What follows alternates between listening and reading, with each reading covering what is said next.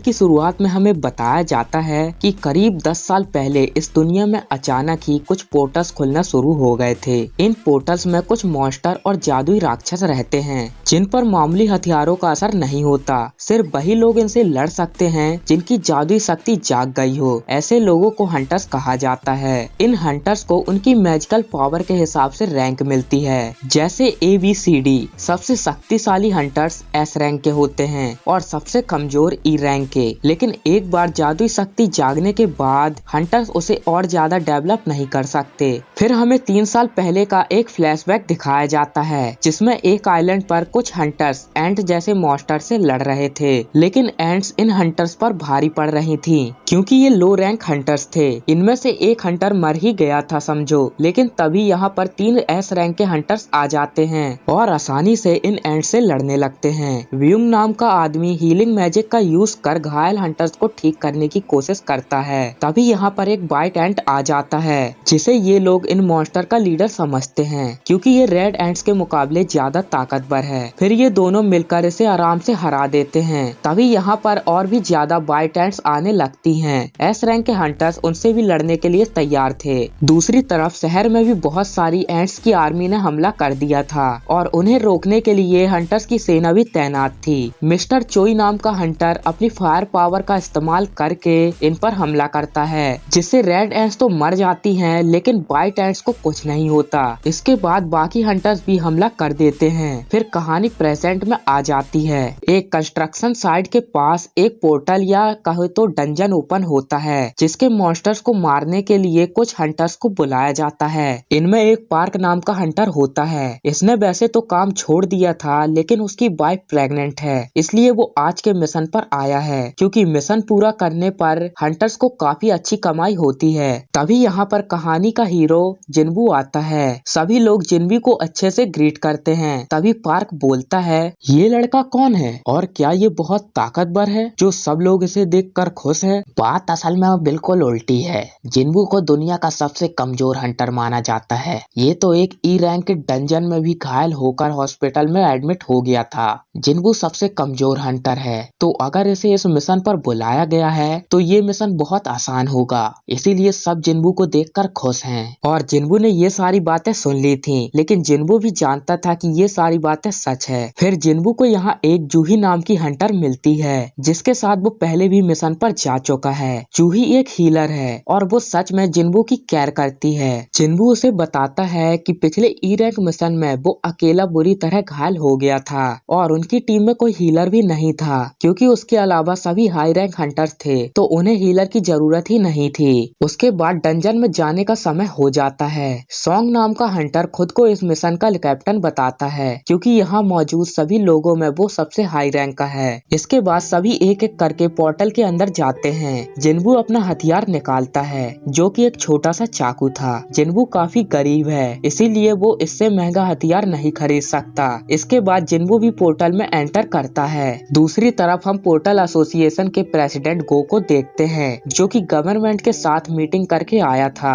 Government चाहती है कि डंजन से मिलने वाले क्रिस्टल उन्हें दे दिए जाएं। इधर जिन्बू ने एक मॉन्स्टर को मार दिया है जिससे उसको एक मैजिक जैम मिल जाता है पर तभी एक दूसरा मॉन्स्टर जिन्बू पर हमला कर देता है। जिन्बू उसे मारने की कोशिश करता है लेकिन उसका चाकू कमजोर होने की वजह से टूट जाता है। फिर वो मॉन्स्टर सीधा जिन्बू के अंदर तलवार घुसा देता है लेकिन तभी पार्क यहाँ पर आके उस मॉन्स्टर को मार देता है। जिन्बू बुरी तरह से घायल हो जाता है और जूही उसके पास आकर उसे हील करने लगती है। जिन्बू देखता है कि बाकी हंटर्स उस आखिरी राक्षस को भी मार देते हैं। तभी जूही जिन्बू से बोलती है, जिन्बू मुझे सच सच बताओ, तुम अपनी किसी जिद में आकर तो हंटर नहीं बने हो ना? क्योंकि अगर ऐसा ही रहा तो वो दिन दूर नहीं जब इससे बड़ा नुकसान होगा क्योंकि चोट सिर्फ तुम्हारे एक हिस्से पर नहीं लगी बल्कि तुम्हारे पूरे शरीर पर लगी है। सॉरी। मुझे सॉरी बोलने की जरूरत नहीं है, बस इतना बताओ मैंने जो कहा वो समझे कि नहीं? तभी एक हंटर को एक और गुफा मिलती है और सभी एक साथ गुफा के सामने इकट्ठा होते हैं लेकिन कुछ लोग गुफा के अंदर जाना चाहते हैं और कुछ लोग नहीं। इसीलिए उनका लीडर वोट करने के लिए कहता है और कुछ लोगों के वोट के बाद लीडर बोलता है, तो बात ये है कि 6 लोगों ने हाँ कहा है और 6 लोगों ने ना, तो अब सिर्फ तुम बचे हो। जिन्बू क्या सोच रहे हो तुम?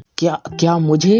मेरे लिए तो D रैंक के तय खाने को संभाल पाना खतरे से खाली नहीं था, पर क्योंकि डैड का कुछ पता नहीं चल रहा है तो परिवार की जिम्मेदारियों को संभालने के लिए सिर्फ मैं ही बचा हूँ। मुझे माँ के इलाज के लिए और बहन की पढ़ाई के लिए पैसे चाहिए होंगे, चाहे कुछ भी हो जाए मुझे ये करना ही होगा। मैं तैयार हूँ। यहाँ दूसरी तरफ दो लोग एक लड़की का पर्स चुरा कर भागते हैं। तभी उनके सामने एक लड़की आ जाती है और उनसे पर्स छीन लेती है, जिससे वो दोनों गाड़ी से गिर जाते हैं। फिर ये लड़की उस लड़की को उसका पर्स लौटा देती है और वैसे ये बहुत पॉपुलर है तो यहाँ पर भीड़ लग जाती है और फिर ये लड़की यहाँ से चली जाती है। यहाँ इस तरफ सभी गुफा के अंदर जा रहे हैं तो यहाँ पर कैप्टन बोलता है, अगर गुफा का दरवाजा उसके राजा के मरने के अगले 1 घंटे तक बंद नहीं होता तो हमारे पास अब सिर्फ 20 मिनट हैं। हाँ मुझे माफ करना। अब किस बात के लिए? क्योंकि मैंने अपना वोट हाँ में दिया और अब हम उन चीजों की तलाश में जा रहे हैं। तुम्हें मेरी फिक्र करने की कोई जरूरत नहीं, मैं अपना ध्यान खुद रख सकती हूँ। तुम कहीं मुझसे नाराज तो नहीं हो ना? जानता है फिर भी पूछ रहा है। तुम्हें क्या लगता है नहीं होना चाहिए? अपनी बेवकूफियत से कब आ जाओगे तुम? तभी सभी राजा के कमरे के पास पहुंच जाते हैं और फिर सभी अंदर जाते हैं और अंदर बहुत सारी पुरानी मूर्तियां होती हैं और जिन्बू वहां पर सबसे बड़ी मूर्ति के सामने खड़ा होता है।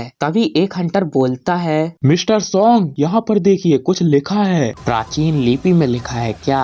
चलो पढ़ते हैं। साटन मंदिर के जरूरी नियम। पहला नियम, देवता का सम्मान करो। दूसरा, उसका सम्मान करो। और तीसरा, अपनी भक्ति को साबित करो। जिन्बू इधर देखो, वो बड़ी वाली मूर्ति है ना, उसकी आंखें हिल रही हैं। ऐसा लग रहा है जैसे वो हमें ही देख रही हो। हाँ, ऐसा नहीं हो सकता, तुम्हें गलत फहमी हुई है। और तभी अचानक वहाँ का दरवाजा बंद हो जाता है, जिससे सभी लोग बहुत डर जाते हैं और उनमें से एक हंटर वहाँ से जाने लगता है। लेकिन जब वो दरवाजे के पास पहुँचता है तभी वहाँ पर खड़ी एक मूर्ति उसे मार देती है, जिससे सभी और ज्यादा डर जाते हैं। जो इंसान अभी मरा है, क्या वो डी रैंक का हंटर था? कुल मिलाकर वो मुझसे और मेरी ई रैंक से काफी बेहतर था, फिर भी वो एक झटके में, एक पल में मारा गया। सब लोग बैठ जाओ। तभी वो मूर्ति अपनी आंखों से आग छोड़ती है, जिससे कुछ लोग जल जाते हैं और कुछ लोग जिन्बू की वजह से बच जाते हैं।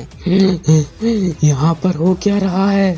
ऐसा कैसे हो सकता है? हम फंस चुके हैं, हम मारे जाएंगे, हम सब मारे जाएंगे, हम सब मरने वाले हैं। तो दोस्तों, अगर आपको ये वीडियो पसंद आया हो तो वीडियो को लाइक कर देना और आपको इस वीडियो का कौन सा पार्ट अच्छा लगा कमेंट करके जरूर से बता देना। और अगर आप इस चैनल पर नए हो तो दबा के सब्सक्राइब कर देना, बस कैसे भी करना, सब्सक्राइब हो जाना चाहिए। तो मिलते हैं एक हफ्ते बाद नेक्स्ट वीडियो में, तब तक के लिए टाटा, गुड बाय।